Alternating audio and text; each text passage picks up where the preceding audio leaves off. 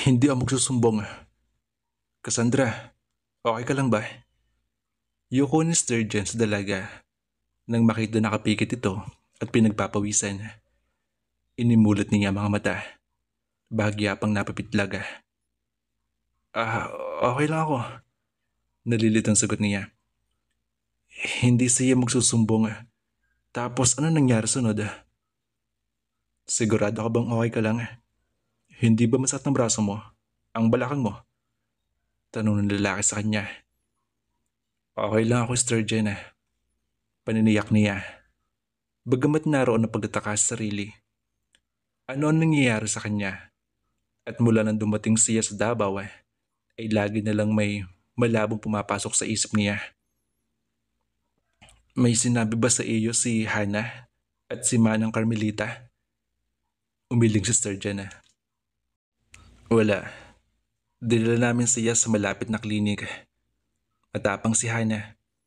Ni hindi nga siya umiyak nang gamutin ng nurse ang sugat niya.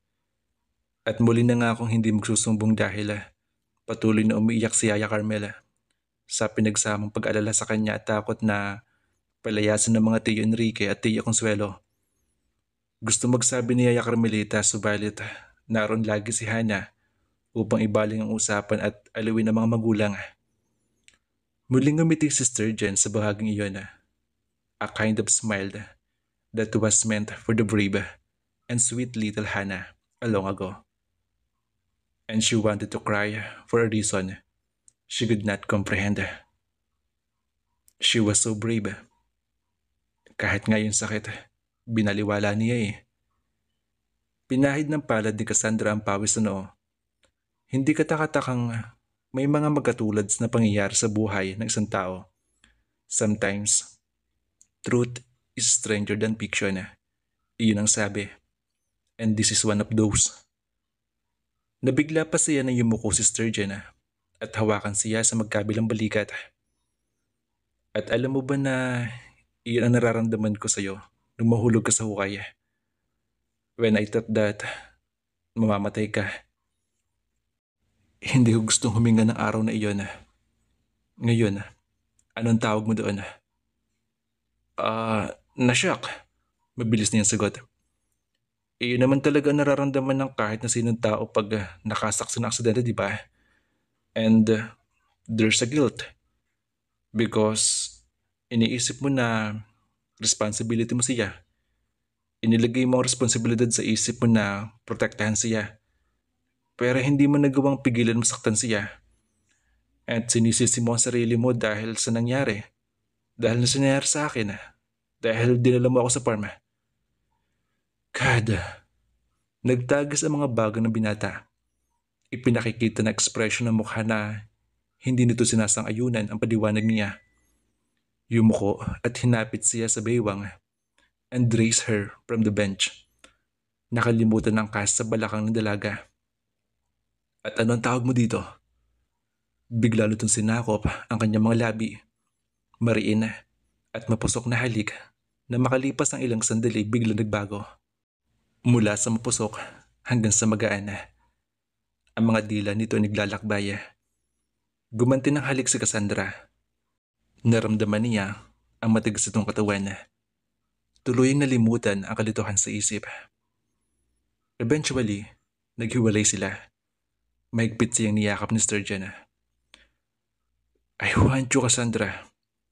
I want to make you mine. To feel your body next to mine. Bulong nito sa kanya. Bigla naman siyang natauhan sa sinabi ng binata. Banay nila itong tinulak. Ito yung sagot, Sturgeon. Nalilitong mga mata ang nakayuko sa kanya. Ano? Ang sagot diyan, last. Iyan ang tawag diyan sa nararamdaman mo. Maingat na sabi niya dito. Tumingala sa mga puno si Sturgeon at pinuno ng hangin ng dibdib. Isinukli ang daliri sa buhok at saka muli siyang niyuko. That is a cruel word, Cassandra. When emotions are involved, you don't call it last. Mahina nitong sabi. Muli siyang hinapit. At alam kong gusto mo rin ako. Perhaps even care for me already. Nakikita ko sa mga mata mo nang sabihin mong paano kung ako nahulog sa hukay. Nagagalit ka kanina nang dumating ako at wala akong maisip na ibang dahilan. Your eyes spark fire habang nakatitig ka sa braso ni Hana na nakapit sa akin. Gusto kong isipin na nagseselos ka and it really makes me feel good. Ha? Hindi. Hindi ako Napatigil siya sa sasabihin na biglang bumilis ang tibok ng kanyang puso nang tumitig ito sa kanya. Nakita niya ang mga mata nito ay nangingislap na para bang dila ng apoy. Unconsciously, inabot ng dalaga ang labi ng lalaki. Iyon ang uri ng halik that turned her world upside down. She surrendered to his domination. She was taking what he was giving. Then his mouth left hers para maglakbay sa leg niya, habang ang kamay ng binata ay naglalakbay sa katawan niya. He must have felt that she wasn't wearing any of those small things at ipinaloob ang kamay sa blusa niya. She clung to him helplessly nang maramdaman niya ang init ng bibig nito sa kanyang dibdib. Napaungol siya at napasinghap at the same time nang maramdaman niya ang halik niyon na lumulukob sa kanyang harapan. Kay tagal ko nang gustong gawin ito, Cassandra. Bulong nito. Haba mga labi nito ay nasa kanyang harapan, lumalaro doon. Naramdaman niya ang pag-init ng buong niyang katawan. Pakiramdam niya ay sasabog siya. Kaya napaungol siya at napakapit sa ulo ng lalaki. Sturgeon. At hindi sinasadyang nagmulat siya ng mga mata habang binibigkas ang pangalan nito at natuon ito sa malaking bahay. Nakita niya ang isang anino na tila nagmamasid sa kanila. Tila binuhusan siya ng malamig na tubig at mabilis na naitulak ang binata. Bakit? What's wrong? Nagtatakang titig sa kanya ni Sturgeon. Nakakapit pa rin ito sa kanya. Nakalimutan mo kung nasan tayo. Sabi niya, magkahalong pag-alala at naroon pa rin ang init na nadarama. Bakit kay bilis ng mga pangyayari? At bakit kay daling bumigay na katawan niya pagdating sa lalaking ito? Ano ka ba? Wala naman tao eh. Bulong niya. Muli siyang hinalikan nito sa kanyang temple. Oh, I love you. I love you, Cassandra. Napakaganda mo. Nakmang muling aangkin ni Sturgeon ang mga labi niya, ay pinangatawan niyang itulak ito. Sturgeon, please, stop. May nakita akong tao sa bintana. Muling bumalik ang mga mata niya sa itaas. Subalit wala na roon ang nakita niya at nakababa na ang kortina sa bintana. Nilingon ni Sturgeon ang hinayon ng mga mata niya at pagkatapos ay nagbuntong hininga. Iyon ang silid ng mag-asawa at alam nating umalis sila kaya walang tao doon. Cassandra, nag-i-imagine ka lang. Ngumiti ito sa kanya. Gusto mo bang pumunta tayo sa mas private na lugar? Nasa tinig nito ang panunokso. Alam niyang birong totoo yun. He was smiling but still passion reflected in his eyes. Ibalik mo na ako sa bahay, Sturgeon. Sabi niya dito, in a proper voice, na para bang hindi umiiral ang babaeng kani-kanina lang ay nalimutan na ang sarili. At kung hindi dahil sa natanaw niya sa bintana, baka kung saan na naman umabot ang ginagawa nila ni Sturgeon. Isang tawa ang pinakawalan ng binata. Niyuko siya at binuhat pabalik sa wheelchair niya. You are very interesting woman, Cassandra. Sabi nito at hinilikan siya sa pisngi. A mixture of fire and ice. Pagkatapos ay pinalakad na nito ang wheelchair. Lumipas ang 2 araw. Hindi mo kailangan manatili dito sa loob. Ani ni Cassandra kay Sturgeon nang hindi tumitinag sa pagkakatayo ang binata matapos siyang ihiga sa stretcher. Nasa klinik sila ng araw na iyon. Noong ding araw na iyon itatanggalin ang mga kas niya sa braso at balakang. Si Manang Carmel na lang. Oo nga naman, Sturgeon. Wika ng doktor na nakangiti. Pihadong kakailanganin mo ang tulong ko. Lalagariin nila ang kas mo sa braso at balakang. Pilit ng binata. Inilagay ni Cassandra ang kamay sa dibdib nito. Yun nga eh. Kung sa braso ko lang ay okay lang na naroon ka. Pero sa katawan ko to. Sturgeon, paghuwat na lang sa gawas. Wika ng matandang babae sa tonong ginagamit nito noong maliit pa lang ang binata. Na ibig sabihin ay maghintay na lang ito sa labas. Kaya na namin to, Sturgeon. Sabi naman ni Consuelo na nakangiti. Itinaas ni Sturgeon ang dalawang kamay. Okay. Apat laban sa isa. Kayo na ang panalo. Ngumiti ito. Maghihintay na lang ako sa labas. Okay, Cassandra. Ready ka na ba? Ang doktor at inutusan ng nurse na ihanda ang gamit. Hindi na po mapag-intay, Doc. Pinaandar ang mekanismo na naglalagari sa kas. Unang natanggal ang nasa braso ng dalaga. Makalipas ang ilang sandali. Oh, singhap niya na para bang relief na relief siya. Ilang timbang inawala sa akin ah. Nakatawa niyang sinabi. Mas magaan ang pakiramdam mo pag natanggalan itong nasa balakang mo. Wika ng doktor habang isinasagawa ang pagtatanggal sa kas niya. At maninibago ka sa paglalakad. Pero sa una lang iyon, babalik din sa normal lakad kilos mo. Iyon din ang na-expect ko, iha. Ani ni Consuelo. Isang linggong hindi mo nagagamit ang kanang braso at binti mo. Muling huminga na maginhawa ang dalaga. Nang tuluyang matanggal ang kas niya. Okay, there you are. Ang doktor na umingiti. Inabot sa nurse ang mga gamit. At pagkatapos ay dinama ang ekspertong kamay ang pigi ng dalaga. In a few days, you'll be as good as new. Teka, paano ka nga pala nagkaroon nitong pilat na ito, iha? Dagdag ng doktor sa pilat niyang nasa pigi. Sandaling nalito ang dalaga, hindi agad makasagot. Muli ay nag-flash sa isip niya ang isang malabong pangyayari at muli ring nawala. Ang sabi po ng mama na nahulog daw po ako sa puno nung maliit po ako. Alanganing wika niya. Nagkalambo ang mga mata sa muling pagkaalala sa nangyari sa ina. Si Manang Carmelita ay halos pigilan ang paglalaki ng mga mata at pagdikit ng mga kilay sa pilat na itinuro ng doktor. Subalit wala nakapuna sa pag-iba ng anyo ng matandang babae na tila nahulog sa isang malalim at nakakalitong pag-iisip. Natawa ang doktor, bagamat nasa mukha ang simpatya. At sa bahaging ito rin, ikaw na pinsala sa pagkahulog mo. But then, you don't remember the pain anymore, do you? Matagal na iyon at hindi mo na maalala. Alanganin siyang tumayo. Gustong sabihin paminsan-minsan ay nagpa-flash sa isip niya iyon. Tulad na lang kani-kanina lang nang itanong ang pilat niya. Hindi nagtagal ay pauwi na sila sa Villa Alegre ang apat. Nasaan nga pala po ang Tito Enrique, Tia Consuelo? Tanong ni Sturgeon na tumingin sa salamin. Nasa backseat sa Consuelo at si Manang Carmelita.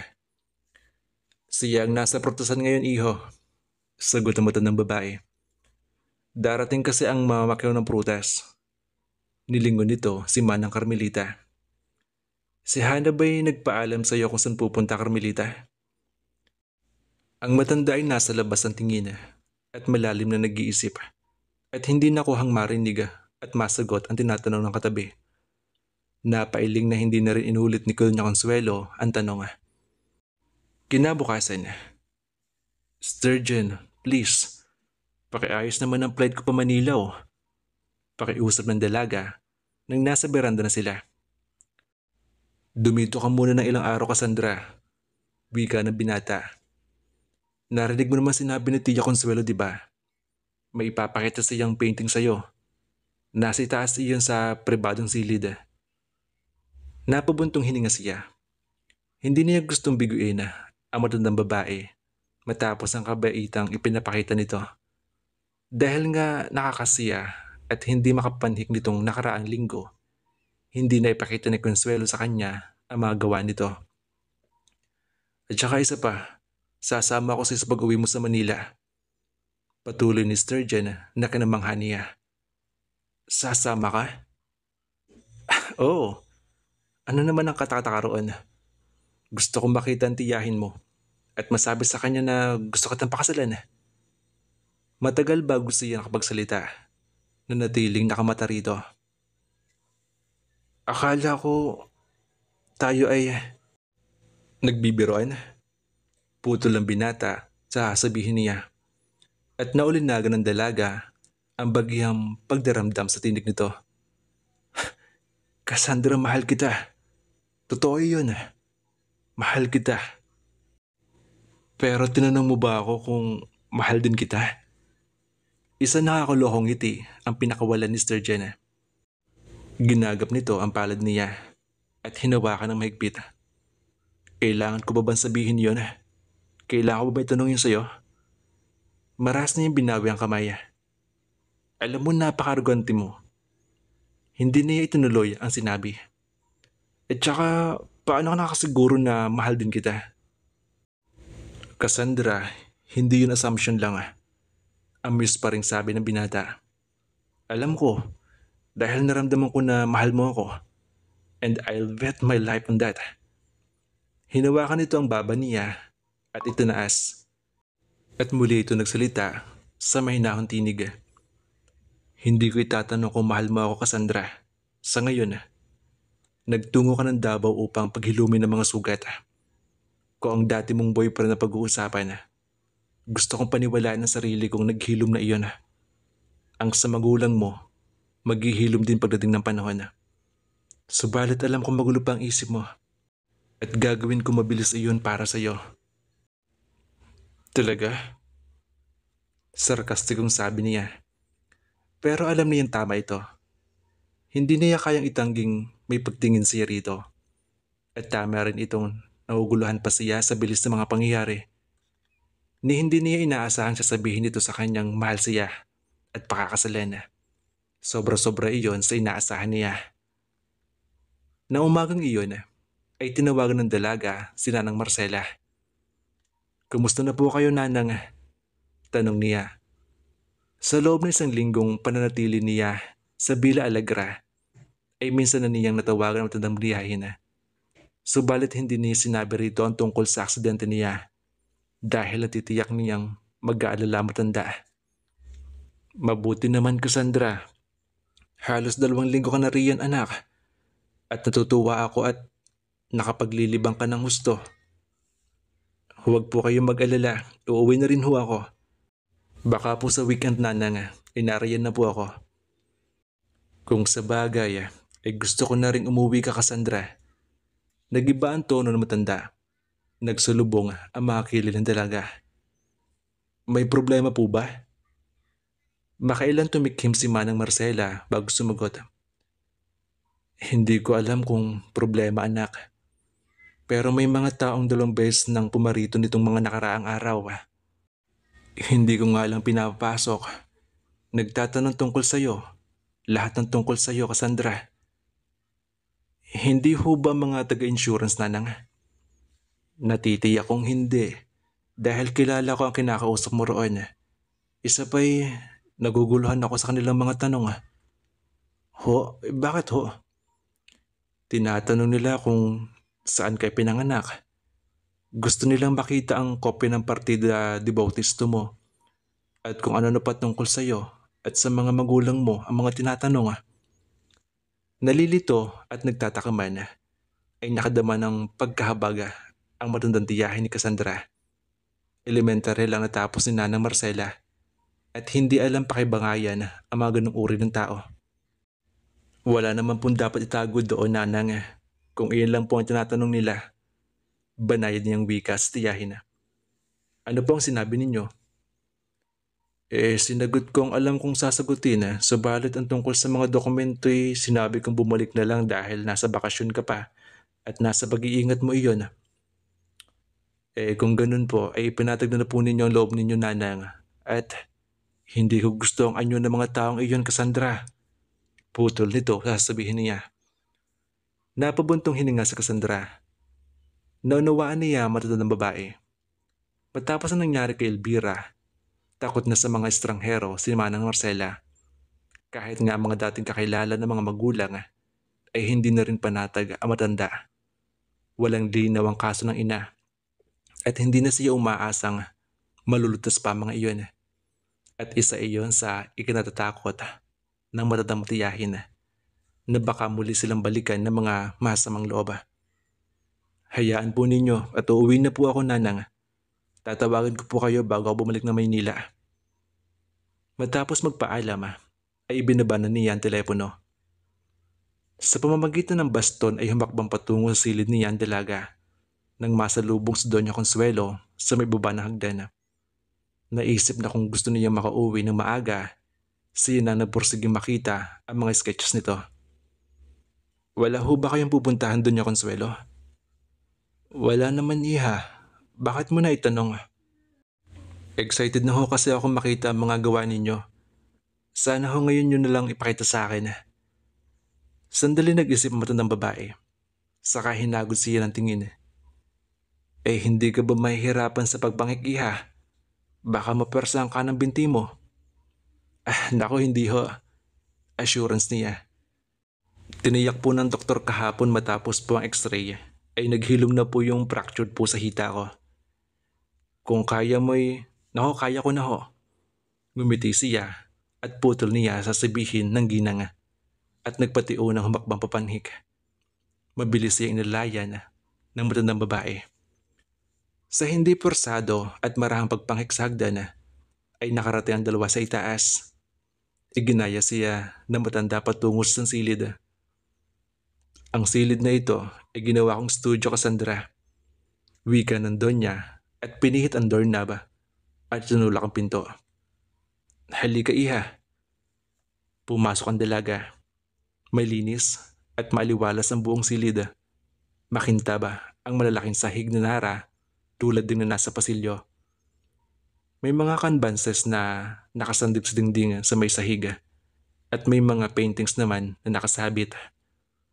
Paikang humakbang dalaga at tinangala ang mga larawan. Ang ganda naman po nito, Doña Consuelo. Wika niya at nahingiting pinagmasdan ang larawan sa kanbas. Isa ay yung batang babae na may hawak na pusa. Sino po siya? Natawa ang matandang babae. Maniniwala ka ba kung sabihin ko sa iyo na ako yung batang yan? Talaga po? Hindi makapaniwala ng ngiti ang dalaga. Oo, iha. Kinopya ko ang isang lumang larawan ko mula sa album. Ikaw, ano ang gusto mong ipinta? Yung pong mga lugar. Yung mga views, animals po. Ganun po. Aniya na nagkibit ng mga balikat. Nangihinayang nga ho ako at ang kanang kamay ko pa ang napersisyo eh. Di sana naipita ko ang magagandang tanawin dito sa Davao.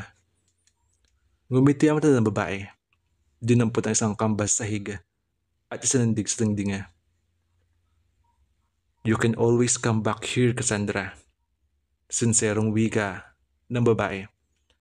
Gusto kong ilagay mo sa puso mo na welcome ka lagi anumang araw na gusto mong pumaritong muli. Nilingon niya sa Consuelo. Sandaling natigilan. There was something in Consuelo's voice and eyes na gusto mag-init na sulok ng mga mata niya. Namiss niya ang kanyang ina at gusto niyang maawa sa babaeng ito. Nag-iisang anak si Hana pero wala pang panahon sa mga magulang. Ibinalik niya ang tingin sa dingding. Isa-isang sinipat ang mga paintings at maging yaong mga nasa sahig. Ang ibang mga sketches lang kung ano-ano mga larawan na marahil ay noon nagsimulang magpinta ang matandang babae. Nasubukan ba ninyong magkaroon ng tunay na modelo? Tanong niya makalipas ang ilang saglit. Oo naman. Excited na sagot ni Consuelo. 2 beses, iha. May hinarap ito sa nakasandal na paintings at inangat ang isa. Eto, iniharap nito sa kanya ang larawan ng isang dalagita Sa likod nito ay isang fountain. Hindi man sabihin ay alam niyang iyon nasa back garden. Si Hana, hula niya bagamat hindi kamukha ngayon ng babae ang dalagita. Huminga ng malalim ang matandang babae at tumango. Muling ibinalik sa sahig ang paintings. Isa yan sa pinaka-worst na gawa ko. Nagsulubong ang kilay ni Cassandra, subalit bago pa siya mapagsalita ay nagpaliwanag na matanda. Ayaw niya na maging model siya. Irritable siya at napapagod sa pagkakaupo sa may fountain niya. Kaya hindi ako makapag-concentrate ng gusto. Tinapos ko ang pinta sa pamamagitan ng imahinasyon at pagsulyap sa kanya sa ibang mga pagkakataon. Ngumiti siya. Hindi po lahat ng tao ay kaya magmodelo. Pero nagawa ko sing ipinta noong bata pa siya iha. Muling bumalik ang islap na mga mata na matandang babae. Ipininta ko siya habang kandong siya ng kanyang papa. Natawa ang dalaga. Huhulaan ko po. Mas malikot siya, ganun po ba? Umiling si Consuelo. Hindi anak. She was so proud na maging modelo. Halika. Nakasabit sa ibabaw ng headboard namin ang larawan na iyon. Ipapakita ko sa iyo. Nagpatiunang lumabas ang matanda, kasunod siya. Paliko na sila pakanana nang bumungad sa ibabaw ng hagdan si Don Enrique. Oh hi, ladies! Isang hapong ngiti ang bungad sa matandang lalaki sa dalawa. Natulang tingin kay Cassandra. Kumusta ka na, Cassandra? Naitawag na sa akin ang asawa ko na natanggal na nga ang kas mo. Mabuti naman po, Don Enrico. Salamat po. Mukhang pagod ka, Enrico Puna ni Consuelo sa asawa at lumapit dito. Oo. Sinundo ako ni Frank sa prutusan kanina, Consuelo. Bababa na po muna ako. Paalo ng dalaga at humakbang patungo sa hagdan. Kaya mo ba? Lingon ni Don Enrique. Opo, kaya ko po. Nginitian siya na matandang lalaki na sinusundan pa rin siya ng tingin pababa. Akbang pipihitin ni Cassandra ang pinto ng silid nang bumukas ito at lumabas si Manang Carmelita na nagulat na nakita sa kanya. Manang Carmel, nangingiting wika ng dalaga sa matanda. Nagulat ko po ba kayo? Hindi ko lang inaasahang pagbukas ko rin nariyan ka. Oo, nagulat mo nga ako. Matiim siyang tinitigan nito bago mabilis na tumalikod sa pagtataka ng dalaga. Samantala, bakit ka ba sinundan ni Frank? Anong kailangan niya sa'yo? Inakay ni Consuelo ang asawa patungo sa bedroom nila. Sa hotel kami nagtungo sa coffee shop. Naroon ang anak mo. May palagay akong kinausap ni Hana si Frank para sa isang meeting. Isang matabang na ngiti ang lumitaw sa mga labi na matanda. Ay, a real lawyer. Pati anak mo inabugadahan na. Natigilan sa Consuelo. So ano naman ngayon, Enrique? Bakit hindi mo in-inform tungkol sa meeting na iyan? Nagtatampo sa iyong anak mo, Consuelo. Naupo sa gilid ng kama ang matandang lalaki. Mas marami ka raw panahon para sa ating bisita kaysa sa kanya. Sa isang banday, kalokohan. Salungat na Consuelo na nagpatigil sa pagsalita ni Enrique. Siya ang hindi mahagilap sa bahay. Mula nang bumalik siya, wala na siyang ginawa kundi maglimanyon at umuwi ng umaga na. Okay. Mahinahang sang-ayon ni Enrique. Hinihingi ni Hana ang kalahati ng mano niya, Consuelo. Hindi. Mariing sagot na matandang babae. Huminga ng malalim si Enrique. Naiintindihan kita. At alam din ng anak mong hindi ka papayag. Ang sabi niya hinihingi na niya ang bahagi ko na ipamamana sa kanya. Malungkot na tinitigan ni Consuelo ang asawa. Ang ibig pagkahalaga nito, ang buong lupain ng mga Miranda na minana ni Enrique sa mga magulang. Isa iyong malaking subdivision site at kasalukuyang idine-develop pa ang ibang bahagi. Ipiniliwanag ng anak mong gusto niyang tumayo sa sariling mga paa, na gusto niyang gamitin ang pera sa negosyong gusto niyang pasukan. Nakikiusap si Hana na payagan siya Consuelo. At naniwala ka naman. Consuelo, hindi masama ang hinihiling ng anak mo. Wika na matanda. Hindi nga naman tamang pilitin natin si Hana na ihilig sa negosyong hindi niya gusto. I want to find my own place under the sun, Papa. Iyon ang sabi niya sa akin.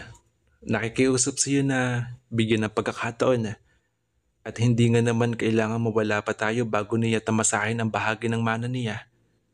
At alam mong ayaw ni Hana dito sa farm, Consuelo. Hindi lang niya ayaw dito. Kinasusuklaman niya ang lugar na ito. Gustong sabihin ni Consuelo yon, pero sa halip ay tumango. Bagay nakita ang katwiran ng anak. Kung hindi nga lang sa mga pinapagawa nito sa mga nakalipas na panahon, ay siya mismo ay susuporta sa gusto mangyari ni Hana. Anong sabi mo? Ang sabi ko na mag-uusap tayong tatlo. Muling tumango si Consuelo. Pero natitiyak na niyang sumang-ayon ang asawa niya sa hiling ng anak. Hindi niya ito masisisi. Sino bang magulang ang hindi gustong pagbigyan ang hiling ng anak? Lalo na't maganda ang motibo. Lalo na si Enrique na 8 taong sinisi ang sarili sa nangyari kay Hana noong 4 taong gulang ito. Ginagap ni Enrique ang palad ng asawa. Consuelo, kailangan ni Hana ang suporta natin. Muling tumango sa Consuelo. Ipahanda mo mga papeles kay Frank. Walang emosyong wika nito. Pagkatapos ay tumayo. Magpahinga ka na at nagpapahanda ako ng hapunan natin. Magkadikit na mga kilay na sinundan ng tingin ni Enrique ang asawa. Bagamat hindi tumutol, ay alam nitong hindi lubusang bukal sa loob ni Consuelo ang pagsang-ayon.